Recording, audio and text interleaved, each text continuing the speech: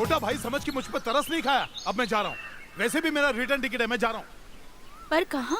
जहन्नुम में जा रहा हूँ, और कहाँ? तो क्या तुम यहाँ इंदु की शादी के लिए नहीं आए? इंदु की शादी हो रही है? हाँ, तुम्हारे सारे भाई आए हैं।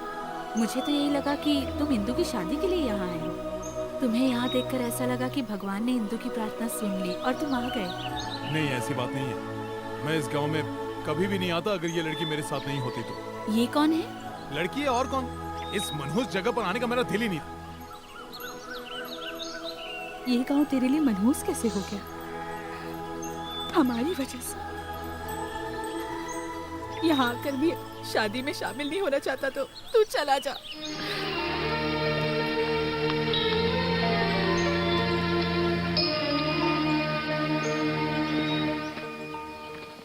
अब गाड़ी 2 दिन बाद ही मिलेगी। यहाँ रुकने से अच्छा है हम घर चले जाते हैं। चलो। कौन है वो? ड्रैकुला है, हमारा खून पीने के लिए घर बुला रही हैं। जब देखो सब कुछ जाना चाहती है।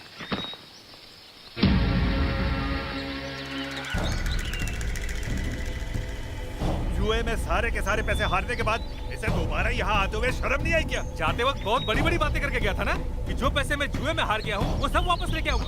बस करो, तुम लोग जरा ये तो सोच कर देखो कि इस घर की आखिरी शादी में ये न हो तो कैसा लगता? अच्छा ही लगता। हम तो लक्ष्मी के कहने पर शादी में आए। पता होता ये भी आ रहा है तो हम नहीं आते। अगर तुम्हारे भाई के यहाँ आने से कोई भी चेंजेस होते हो तो हमें बता दो, हम वापस चले जाएंगे। अगर इसकी वजह से कोई फैसला बदला तो हम कोई मदद नहीं करेंगे।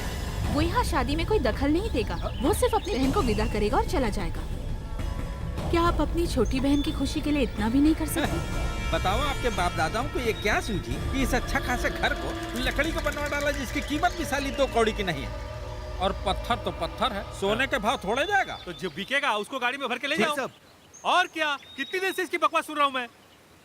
तुम कितना दोगे ये बताओ। देखो दीमक लगे खंबे तो चोर बाजार में भी नहीं बिकेंगे। किसना, तुम चलो अपनी अंदर आ टांग जाओ। मत अड़ाओ। तुम भी और आओ। हाँ, तुम एक काम करो, इन पत्थरों को ट्रक में भरवा के मेरे 4 रास्ते वाले गोदाम पे भिजवा देना।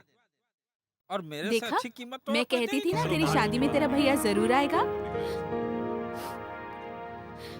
बस थोड़ी लंबी और मोटी हो गई है, बाकी बिल्कुल बच्ची ही है। आपके आने से मुझे बहुत खुशी हुई बड़े भैया। तेरा भोलापन तो बिल्कुल वैसा ही है रे। तू तो अभी भी बहुत मासूम है ना? ये कौन है?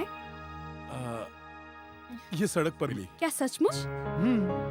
उसी तरह जिस तरह हमें सड़क पर कूड़ा करकट, प्लास्टिक की थैली जिसे कोई उठाने वाला नहीं होता ना, ये भी उसी तरह पड़ी थी। लेकिन मैं इसे उठाकर यहाँ ले आया।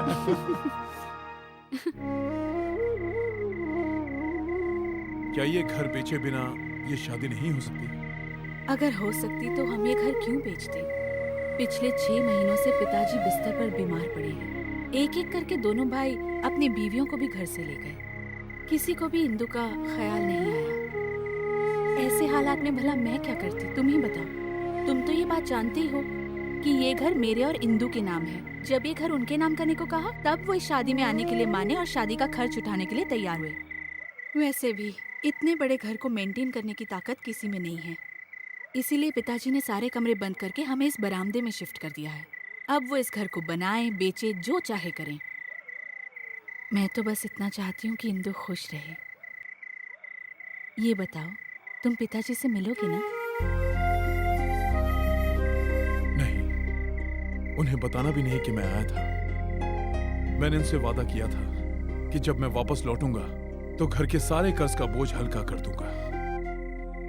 लेकिन मैं ऐसा नहीं कर सका। उसके लिए मुझे थोड़ा और वक्त चाहिए। उसके बाद ही उन्हें अपना मुंह दिखाऊंगा। ओह! क्या है? ये बताओ कि क्या तुम इस बैग को लेकर पैदा हुई थी? तुम्हें क्या फर्क पड़ता मैं इसे कहीं भी रखूं? ये मेरा बैग है। आजकल यहाँ चोर आ गए हैं। अगर कोई कीमती चीज है तो लाओ, मैं अलमारी में नहीं, उसकी कोई जरूरत नहीं है। चाबी मेरे पास ही रहती है, जब चाहे ले लेना। पता नहीं कौन सा खजाना है जो अलमारी में रखने जा रही है। ये अलमारी की चाबी सिर्फ औरतों के पास ही क्यों रहती है?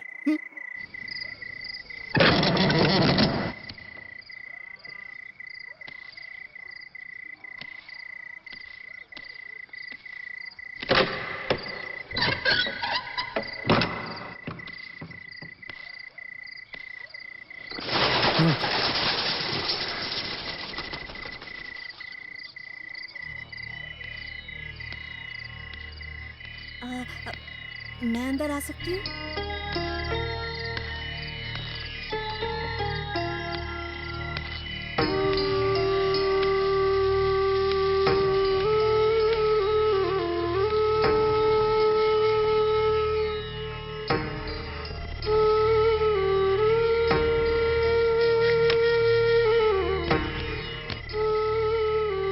अरे अपने ही घर में ताला क्यों तोड़ रहे हो? मेरा ही कमरा है, चोरों के डर से ताला लगा के गया था।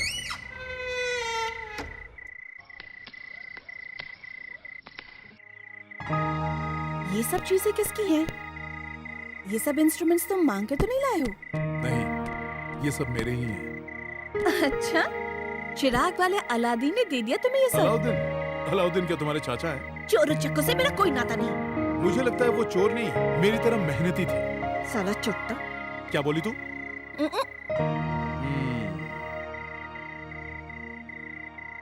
अच्छा, ये सारे म्यूजिकल इंस्ट्रूमेंट्स इस कमरे में क्या कर रहे हैं? ये वीणा तुम्हारी है? ये मेरी माँ की थी, अब ये मेरी।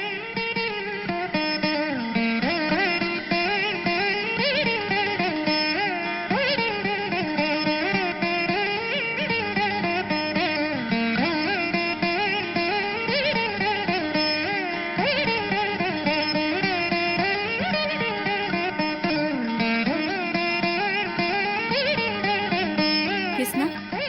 पिताजी बुला रहे हैं। बताने को मैंने मना किया था ना। बताया नहीं, वीणा की आवाज से वो खुद ही समझ गए।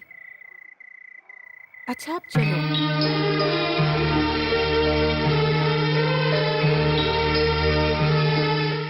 अपने बेटे को माफ कर दीजिए पिताजी।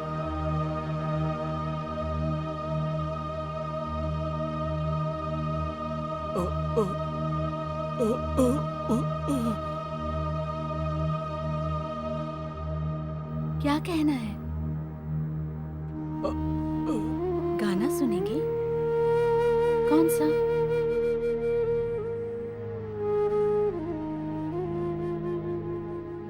तुम्हें गाने के लिए कह रहे हैं, वो गीत जो माँ ने तुम्हें सिखाया था।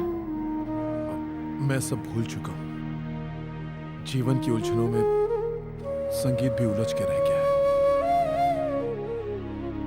पिताजी के लिए गाना नहीं गाना चाहते? कोई बात नहीं, उनसे बात तो कर लो।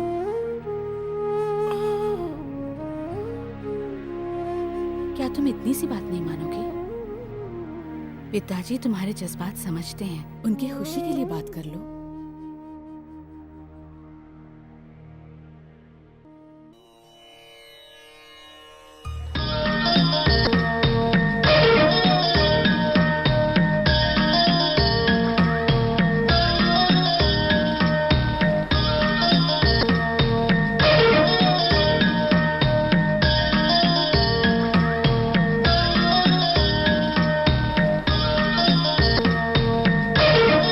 लगता है बाथरूम में गाने की बहुत प्रैक्टिस की है।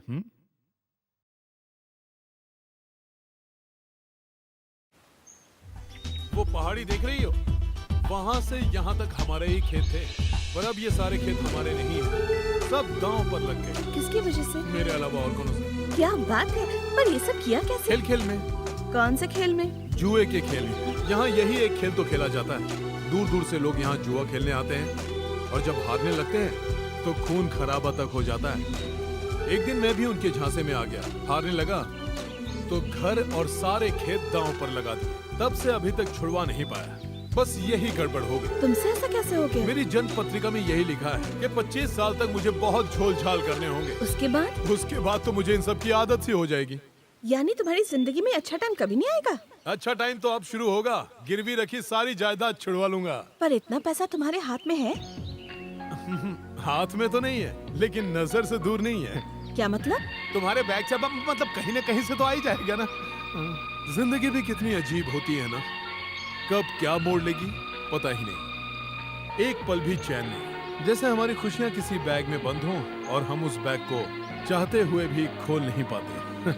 अच्छा बताओ, मेरा सपना क्या है? क्या है? उस पहाड़ी पर एक मंदिर है, मैं उसी में जाकर शादी करूंगा। लेकिन इस गांव में कोई मंदिर नहीं है। बहुत से हैं, मगर मुझे कोई पसंद नहीं आया। और लड़की भी ऐश्वर्या राय से कम नहीं होनी चाहिए।